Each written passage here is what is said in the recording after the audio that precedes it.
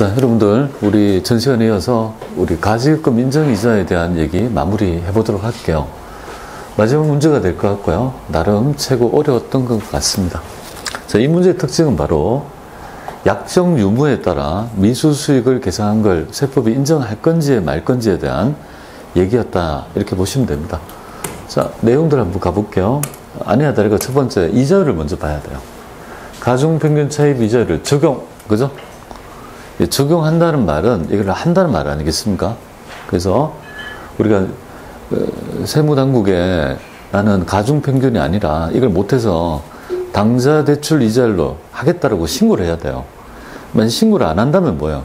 원칙적인 방법으로 이자율을 적용한다라고 보시면 될 것 같습니다. 자, 기본적인 있죠. 가중평균 차입 이자율을 구하기 위해서는요, 우리 차입금의 내역이 나와야 되겠죠. 그래서 두 개가 나왔고요. 일단 먼저 가지급금이 얼마가 발생되는지 봐야 돼요.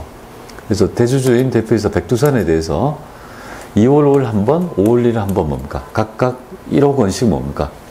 돈이 나갔는데 여기에 대한 지급에 따른 약정이 없다 이 말이잖아요.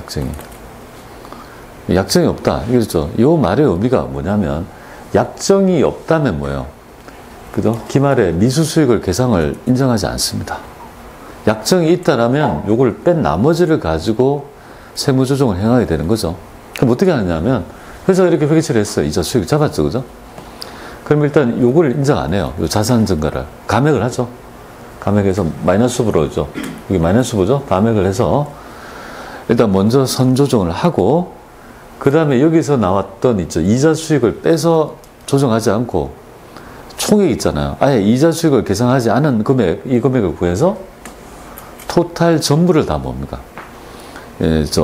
전부를 다 상해 처분하는 이런 입장을 취한다. 그래서 약정이 없다고 했을 때 있죠. 미수 수익을 인정하지 않는다는 점이 되게 어려웠던 부분입니다. 이 문제까지 해서 여러분하고 같이 한번 풀어보도록 할게요.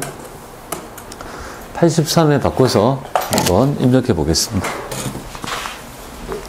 자, 회사 바꾸셔가지고요. 831 백데이터 써야 되니까 광명전자이죠. 바꿔서 한번 해보도록 하겠습니다.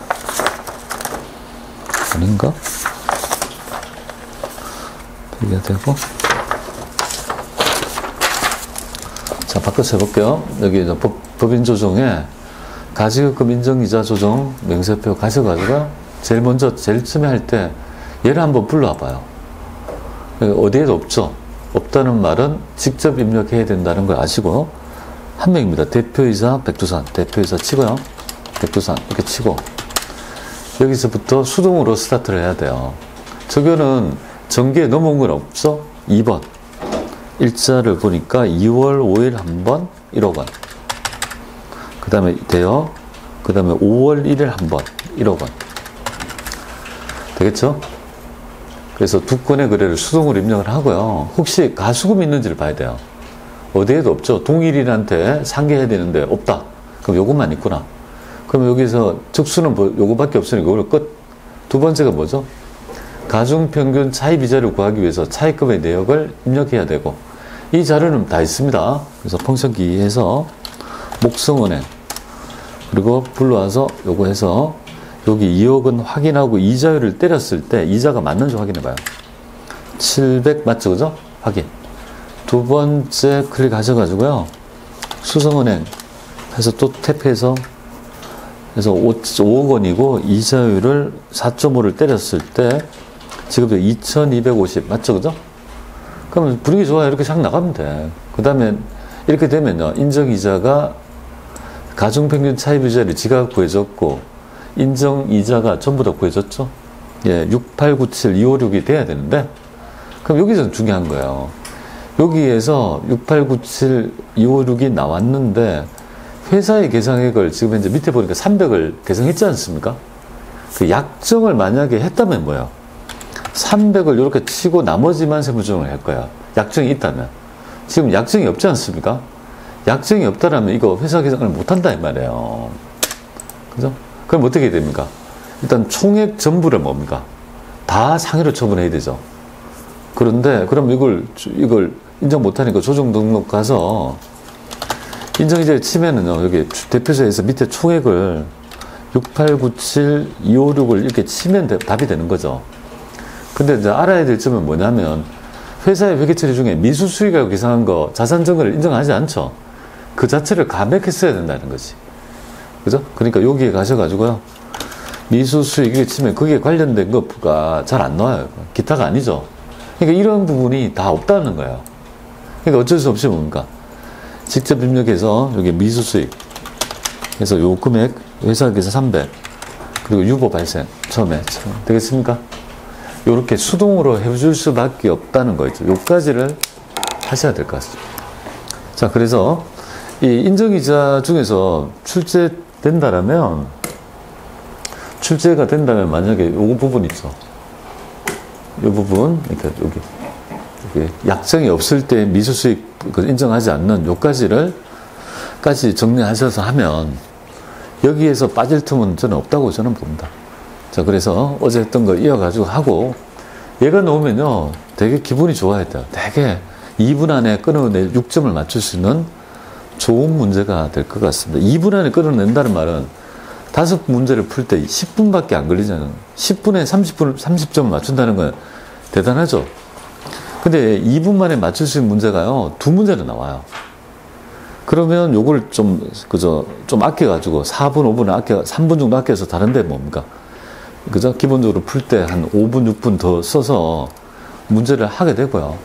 아무리 어려운 문제를 하더라도 제가 볼 때 5분 이상 쓰면 안 돼요. 문제를 풀 때 5분 이상 쓰면 안 돼요. 그래서 5분에, 5문제니까 4분 해보세요. 그러면 4분에 치면은, 얼마나 되죠? 4분 하면 이제 5분이니까 20분이잖아요. 20분에 끊어내면 되게 좋아요.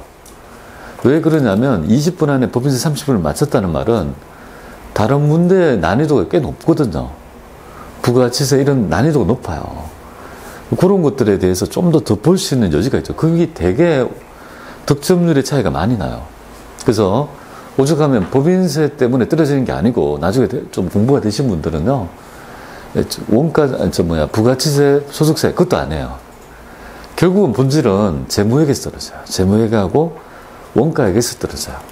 그 점을 공부를 하다 보면 할수록 그 점이 결국은 숙제로 남게 됩니다. 자, 이렇게 해서 내용들 조금 보시면 좋겠습니다. 자, 그 다음 주제 우리 책에 있는 내용 정리하고 할게요. 네, 교재에는 147페이지가 되겠습니다. 147페이지에 업무무관 지급이자에 따른 있죠. 지급이자 송금불산입에 대한 얘기 한번 해보죠. 우리 처음에 송금 배울 때 있죠. 업무무관 자산에 대한 취득은 괜찮다 했습니다. 보유 단계에서 비용 있죠. 그거를 부인하는 제도가 업무무관 비용에 따른 부인 규정이 중에 하나가 바로 요겁니다. 지급이자 송금불산입이고요.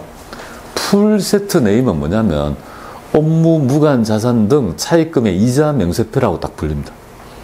그래서 일명 그냥 통째로 지급이자 송금불산이 규정되겠습니다.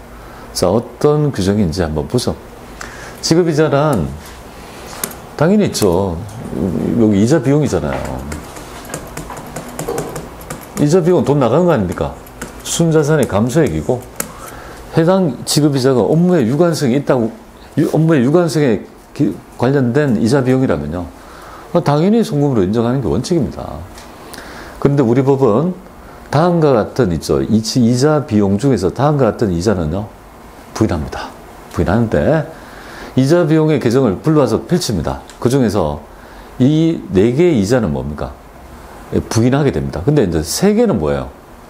좀 이상한 거고, 하나는 잘못된 게 아니라 너는 이자 비용을 하면 안 돼. 지금 자산 처리해야 될 거를 왜 이자 비용을 했니? 토지 취득세를 뭐예요? 우리 세금과 공과를 한 거와 똑같은 있죠. 개념이 하나가 있습니다. 3개는 좀 뭐야? 이런 거고요. 그래서 하나는 전혀 나쁜 게 아니고, 야, 너 타이밍을 잘못 맞췄네? 야, 비용 아니야. 너 자산할 거를 잘못했네? 라고 하는. 그러니까 여기 뭐예요? 유보가 되는 거지. 나 추인이 될 거 아니에요.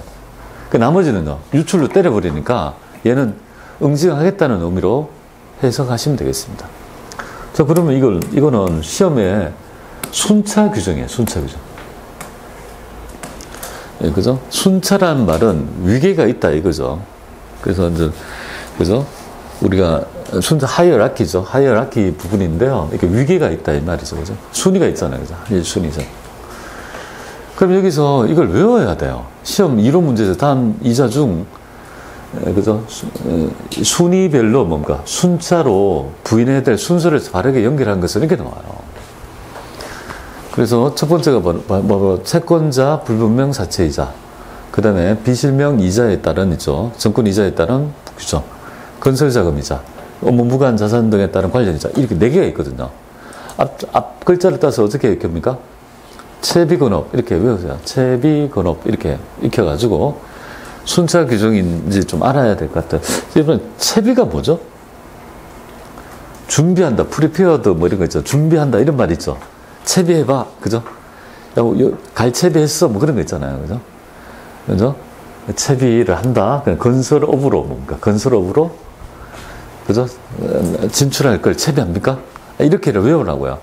채비라는 영화 아세요? 영화 알아요, 몰라요? 안 봤어요? 그 유명한 영화를 안 봤어요? 아무리 본 사람이 없네요. 제가 한번 보여드리도록 하겠습니다. 네이버에서 한번 채비라는, 뭐야, 뭐지?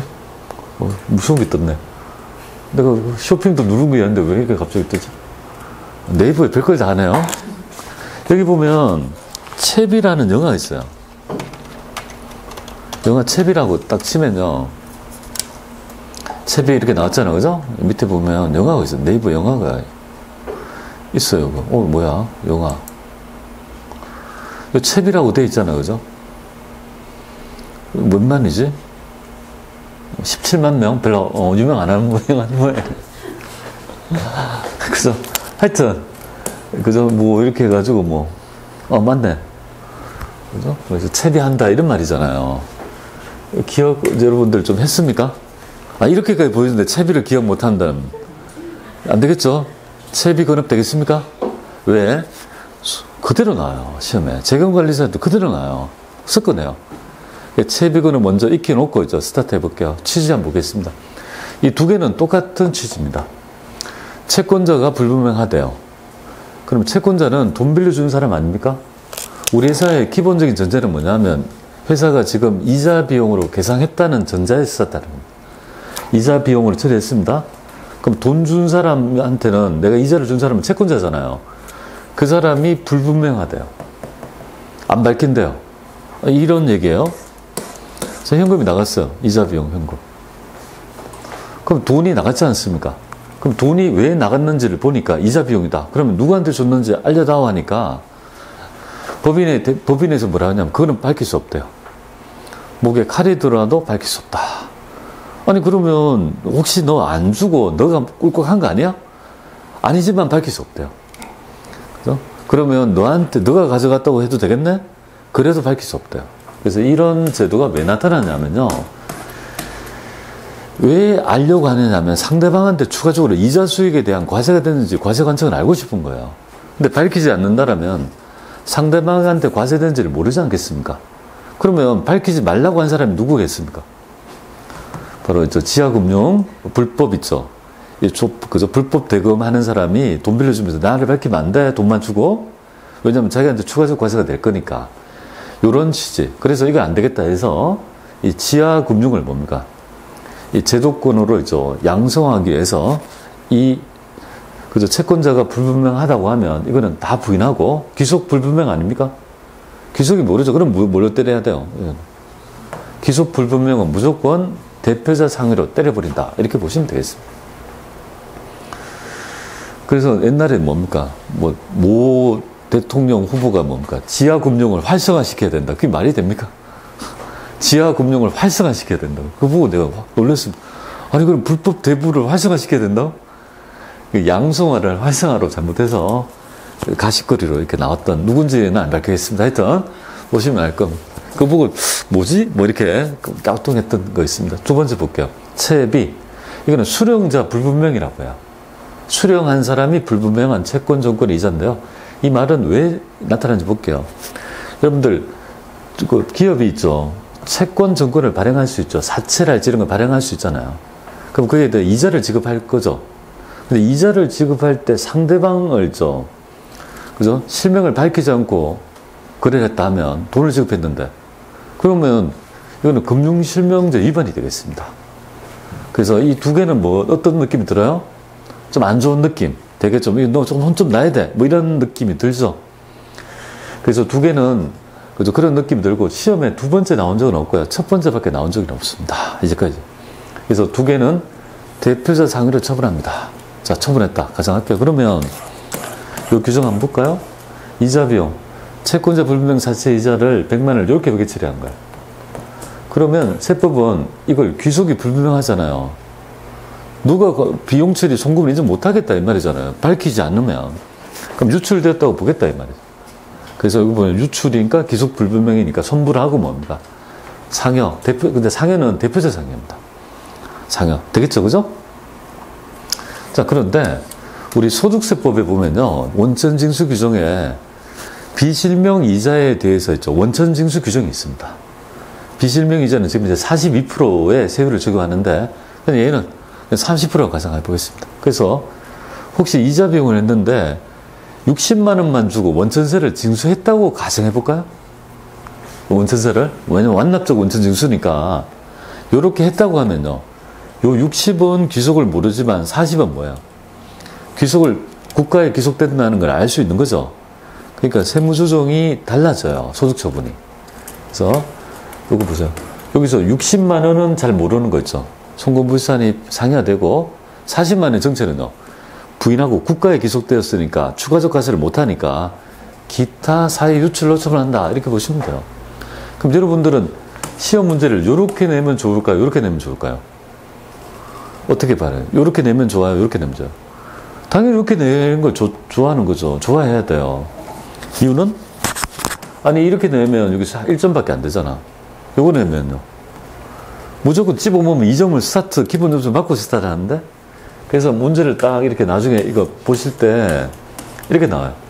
채권자 불분명 자체 이자 나오죠. 150이 채권자 불분명한데 다 부인이라고요. 손불하고 상여인데 원천 징수된 세액이 없죠.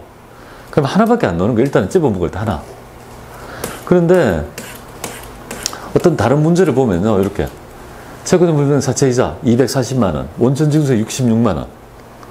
근데 지급액은 그럼 나머지 174만 원 있죠. 요건 제가 적었어요. 요거는 제가 적었다고, 지급액은. 산수하기 귀찮아서. 그래서 원래는 이렇게 되는 거예요. 그럼 요 원천세 부분은 기타사유 유출. 요거 뺀 나머지는 뭐예요? 상여처분 하니까 소득처분을 두 개 넣을 거 아니에요. 상여처분 기타 되겠습니까? 우리는 그저 바래야 돼요. 제발 원천징수에 나오게끔. 그럼 못해도 기본 점수 2점은 맞고 가는 거 아니겠습니까? 자, 첫 번째. 그죠? 요런 형태로 있죠. 예, 시험 문제 낸다. 이렇게 보면 돼요.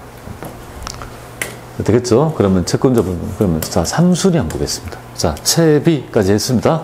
채권자 불분명, 비실명, 정권, 그죠? 이자, 뭐 이런 거를 얘기합니다. 그럼 3순위 채비 건업 아닙니까? 건설업? 그럼 요거는 뭐냐면 잘못한 거 아니에요. 잘못한 게 아니라 토지 취득세를 세금과 공과로 처리한 거 똑같습니다. 어제 토지개발 부담금을 그죠 세금과 공과로 처리한 거 똑같은 기준입니다. 원증은 나중에 기속이 다르다 뿐이지 추인될 놈이니까 유보 일시적 차이로 유보로 계산하고 있습니다. 자, 그러면 이거는 어떤 놈인지 보겠습니다. 건설자금 이자란 뭐냐? 회사는 일단 이자 비용으로 처리했어요. 근데 알고 보니까 이 이자가 건설자금 이자라고요. 그래서 거기에 대한 얘기 잠깐 말씀드려볼게요. 이 건설자금 이자는 우리 사업용 고정자산을 우리 회사가 매입, 제작, 건설할 수 있는 거 아니겠습니까? 그리고 여러분이 재무회계에서 그죠? 요새 자본화 대상 차입원가, 금융비용 자본화 뭐 이런 얘기로 여러분들이 이 사태를 배웠을 것 같은데요. 우리가 이제 그저 건설 제작하는 거에 대해서는요. 지금 우리 법 규정에서 여기에 들어간 특정 차입금 있잖아요. 내가 지금 그죠? 건설하고 제작하려고 하는 이 자산을 얻게 한 특정 차입금에 대해서는 여기 재무회계에서는 어떤 거냐면요. 선택 규정이에요. 이자 비용으로 처리해도 되고, 그죠? 자산가액도 처리해도 되고. 이렇게 두 개로 있죠. 구분되어 있는 반면에, 우리 세법은요. 이걸 어떻게 규정되어 있냐면, 세법은 무조건 자산을 봐요. 세법은 뭘 본다고요? 이런 건설자금 이자를? 그죠? 선택 규정이 아니다. 즉, 이 말은 이거예요. 보세요. 요거를 가져볼게요. 기업회계에 주는 선택 규정이죠. 선택할 수 있잖아요. 이렇게. 건설에 관계된 자금이자를 선택할 수 있잖아요. 근데 세법은 어떻게 됩니까? 세법은 선택이 아니라 강제적으로 다 자산이라는 거지. 그래서 회사가 만약에 자산 처리했다면 요게 요 이자, 건설 자금 이자에 따른 이자 비용을 자산 처리했다면 어떻게 됩니까? 세법이 봤을 때 자산 처리했어야 될 걸 했으니까 되게 잘했다는 거 아닙니까? 그럼 세무조정이 뭐예요? 1번의 경우에는 없을 것이고, 근데 우리 회사는 지금 이자 비용으로 처리했다는 전제가 되죠. 그러니까 이자 비용을 처리했다. 이런 건설 자금에 따른 이자를. 근데 세법은 어떻게 봅니까? 자산을 처리하니까 이거는 뭐예요? 그리고 두 번째는 뭐죠? 세무조정이 유발될 거니까 여기 세무조정 유발될 거다, 그죠? 지금 현재 여러분이 배우는 건설자금 이자의 유보는 바로 요 놈을 얘기합니다. 회사가 건설에 관계된 이자에 대해서 이자 비용으로 비용 처리했다. 근데 세법은요? 안 돼. 자산이야. 건설 중인 자산을 처리해야 된다. 그래서 그걸 세무조정 분기를 본다면 이렇게 됩니다. 자, 회사는 건설에 관계된 특정 차입금의 이자 비용 100만 원을 뭡니까? 아래와 같이 이렇게 처리했다. 그리고 해당 글을 보고 세무조정하라. 공장은 아직 완공되지 않았다. 가정해 보겠습니다. 회사는 이자 비용을 다 떨은 거예요. 그죠? 왜냐하면 선택 규정이니까 재무회계에서는 비용 처리해도 되고 자산 처리해도 비용 처리했다. 했다. 근데 세법은 어떻게 봅니까? 그거는 너의 얘기고 우리는 무조건 뭐야? 자산으로 보겠다. 건설 중인 자산으로 보겠다니까 차이가 나지 않습니까? 그럼 어떤 게 필요하냐면 이 건설 중인 자산인 자산 증가에 뭐가 필요합니까? 유보가 필요한 거죠. 송금 불산입하고 건설 중인 자산 증가에 유보가 다 필요한 거예요. 요렇게 세무조정을 해야 된다. 이렇게 보시면 되겠습니다. 되겠죠, 그죠? 좋아요. 요 정도. 그런데 이제 이런 것들은 또 일반 차입금에 관한 거 또 자본화되고 하는데 이 부분에 대한 거는요, 우리가 IFRS의 규정을 좀 배워야 돼요, 솔직히. 해당 내용을. 근데 이것까지는 출제되지 않습니다. 출제되지 않으니까 여러분이 내용을 이렇게 좀 보시되, 지금 보면요, 요거에 대한 있죠. 건설자금 이자에 대한 있죠. 요 내용은 시험 문제에 별도로 좀 있어요. 여기 보시면은요, 건설자금 이자 조정 면세표 있죠. 근데 얘가 출제를 4, 5년마다 한 번씩 해요. 그래서 여기에 있는 기출문제 하나가 딱 있는데요. 그것만 여러분이 나중에 한번 해보시면 충분할 거라고 보고요. 최근에 한번 출제된 문제가 있습니다. 예전에 출제된 거는 뭐 이상한 문제가 나와서 좀 애매했는데, 최근에 나왔던 문제는요, 좀 그나마 좀 만족할 만한, 뭔가 좀 이해할 수 있는 정도의 문제가 딱 나와서 그걸 기본으로 해서 요 두 개를 익히고요. 두 개 익히고, 그 다음에 요거는, 그죠? 곁다리를 한번, 내용들 한번 해보도록 그렇게 할게요. 자, 그리고 그때 왔을 때 뭡니까? 그거 할 때 여기에 관한 얘기를 조금 다시 와서 좀 하고 해보도록 하겠습니다. 자, 일단 우리가 할 때는요, 그냥 요 정도, 지금 현재는 요거는 좀 이따 하고 요 정도만 알면 충분합니다. 시험 문제는 이렇게 나와요. 지금 보면 이렇게 연 10%의 지급이자 100만 원은 미완공 건물 신축에 사용했다. 지금 이자 비용이잖아요. 그럼 이게 건설자금 이자라는 거지. 비용 처리하면 됩니까? 안 돼요. 유보, 자산 처리해야 될 걸 유보니까 이거 집어먹어야지. 송금 불산입하고 뭡니까? 유보, 그죠? 요렇게 딱 하면 좋겠습니다. 근데 얘가 자동 완성구가 없어요. 그냥 건설 중인 이렇게 건설 자금 이자면 한번 나와서 유보를 딱 하면 좋죠. 그게 안 나와요. 좀 희한하죠. 지급이자 명세표에는 안 나오고. 근데 아까 전에 얘기했던 건설 중인 자산 명세표 있죠. 거기에 가서 하면 또 나와요. 와, 좀 미치겠어요. 그래서 그거는 그냥 수동으로 나중에 입력해. 잘 나와요. 보세요. 좀 집어 먹을 수 있는 게 있어요. 보세요. 전액 그 미완공 건물에 있죠. 사용했다. 200. 그러면 세무조정 하나, 둘, 세 개잖아요. 이거 보세요. 유보 있잖아요. 그럼 할만하지 않습니까? 얼마나 기본 점수가 많이 깔려있나요? 그죠? 자, 이렇게 하고요. 그 다음에 우리의 본 있잖아요. 명세표에 대한 얘기는 바로 사순위. 채비 건설업 할 때, 채비 건업할 때 마지막이 뭡니까? 바로 여기가 본질이다. 이렇게 보시면 됩니다. 여기에 대한 이해도. 그러니까 어렵게 내면요. 여기서 나요. 여기가 만약에 난이도 너무 쉽게 낼 수도 있고 난이도 굉장히 어렵게 낼 수 있고 여기서 그 난이도가 존재합니다. 여기서 어느 정도까지를 내가 익힐 건지가 되게 중요한 얘기다 이렇게 보시면 되겠습니다. 자, 어떤 의미를 내포하는지 볼게요. 지금 업무 무관 자산에 대한 취득에 대한 우리 법인세법의 규정은 어떻습니까? 취득에 대한 문제되지 않는다. 그리고 팔 때도 문제되지 않는다. 다 인정합니다. 근데 뭐를 문제합니까? 보유 단계에서 관련 비용이 나오면 그는 못 참겠다 이 말이죠. 그러니까 업무와 관계없는 자산 등에 따른 뭡니까? 보유에 따라 가지고 이자가 발생한다라면 그럼 관련 비용이 되니까 부인 규정이 나타난 거 아니겠습니까? 그래서 법인이 뭡니까? 업무와 관계없는 세 가지의 논점입니다. 자산, 업무와 무관한 뭡니까? 자산 중에 부동산, 토지 건물, 동산, 여러분들 요트 이런 거 있잖아요. 할리 데이비슨 이런 거요. 그죠? 요런 거랑 특수관계자에게 업무와 관계없는 대한 가지급금 되겠습니까? 무관 대여금. 그러니까 지금 대상이 뭐냐면 요 세 개요. 업무와 관계없는 뭡니까? 부동산, 동산, 가지급금 요거. 앞에 뭐가 붙습니까? 업무와 관계없는 뭡니까? 부동산, 동산, 가지급금 있죠. 그죠? 부동산, 동산, 가지급금에 대한 있죠. 요거에 대한 적수가 나오죠. 적수가 왜 나오냐면 이자 계산하려고. 적수라는 건 이자를 구하기 위해서 사용 일수를 적수를 하지 않겠습니까? 그리고 이제 여기 지급이자가 있습니다. 그럼 얘를 한번